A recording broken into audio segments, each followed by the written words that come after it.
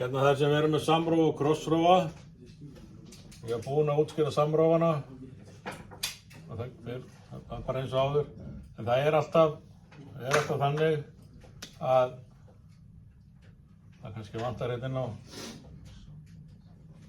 ellið hér. Og merktur með eitthvað rauðu eða eitthvað. Og svo sjáum við núna er kveikt og svo ef að einhver ýtir á alveg eins og var áður með samrófan á núna slökkt. En svo að þeir ýta á einhvern af krossrófunum og tengja þeir svona.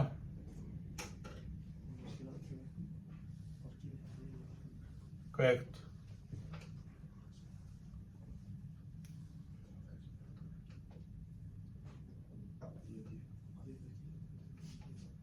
Slökkt.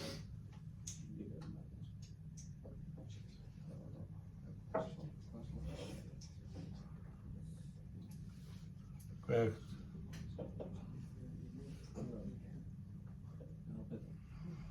Slökkt. Það er hægt að setja alveg endalaust marga krossrófa á milli. 3, 4, 5, 6, 7, 8, 9, 10 og svo framvegis.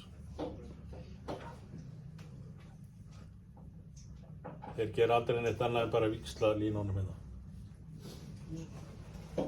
Hlaupunum. Það er sama við.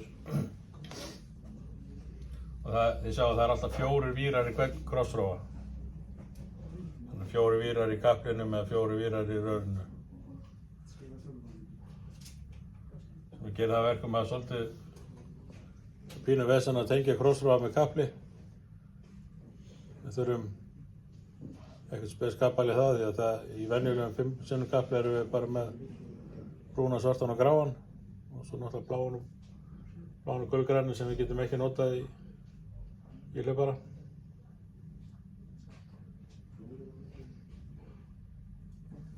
Svo eru táknin hérna.